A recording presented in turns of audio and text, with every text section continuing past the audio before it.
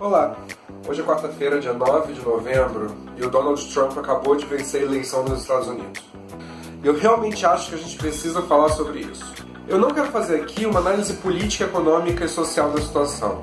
Não é o objetivo do canal e eu não tenho conhecimento suficiente para isso. Mas eu gostaria de propor uma outra análise. Existem algumas coisas que precisam ser consideradas. Qual para mim é o grande problema da vitória do Trump?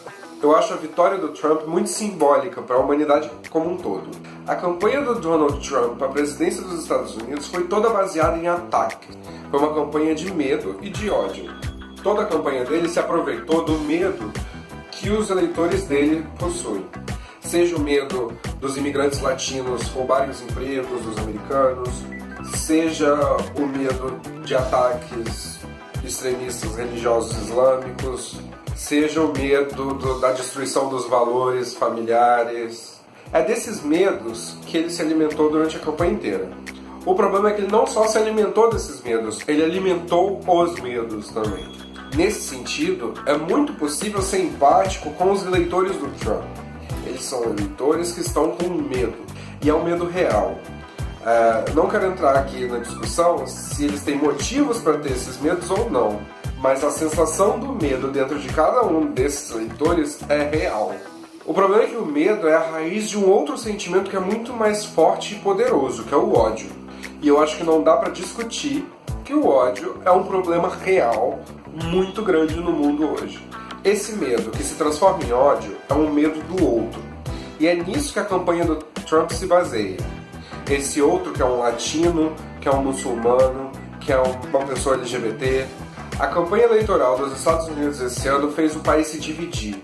E essa divisão, somada a uma cultura de medo e de ódio, que foi a que venceu as eleições, é muito perigosa.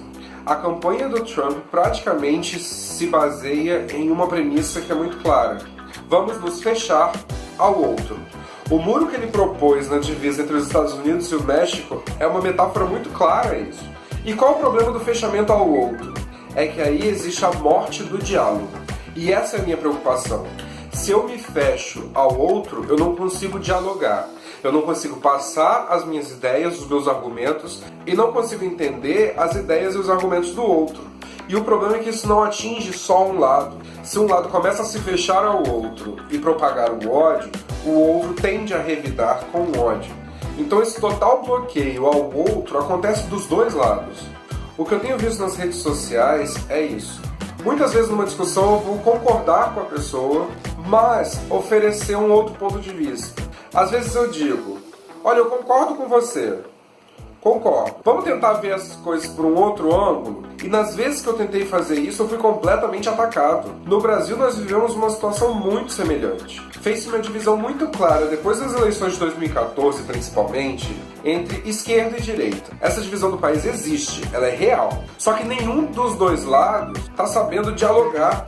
Se eu digo que eu sou de esquerda, a resposta vai ser mais ou menos assim. Você é um esquerdopata, petralha, bolivariano, que gosta de mamar na teta do governo, é um vagabundo que quer tirar o dinheiro das pessoas que trabalham. Agora, se eu digo que eu sou de direita, a resposta também vai ser muito parecida com isso. Você é um fascista, coxinha, homofóbico, racista, misógino, odeia os pobres. Eu não estou dizendo que eu sou neutro nessa história. Eu tenho um lado também. Mas eu vejo problemas no meu lado e no outro. E o principal problema é, nenhum dos dois lados está aberto ao diálogo. Um talvez até esteja um pouco mais aberto que o outro. E eu entendo essa não abertura. Os dois lados estão cansados de se sentirem atacados. Se eles são atacados ou não é outra história. Mas os dois se sentem atacados. O problema é, se eu acredito que o meu ponto de vista está certo, agredir o outro não vai fazer com que ele compreenda o meu ponto de vista. O ataque de um lado e o ataque do outro lado só vai gerar mais ataque. E de que forma a gente pode mudar isso? A gente só pode mudar isso se a gente não desistir do diálogo e do diálogo empático. Na minha interação com o outro, eu preciso fazer um esforço para compreender o que o outro está dizendo a partir do ponto de vista dele.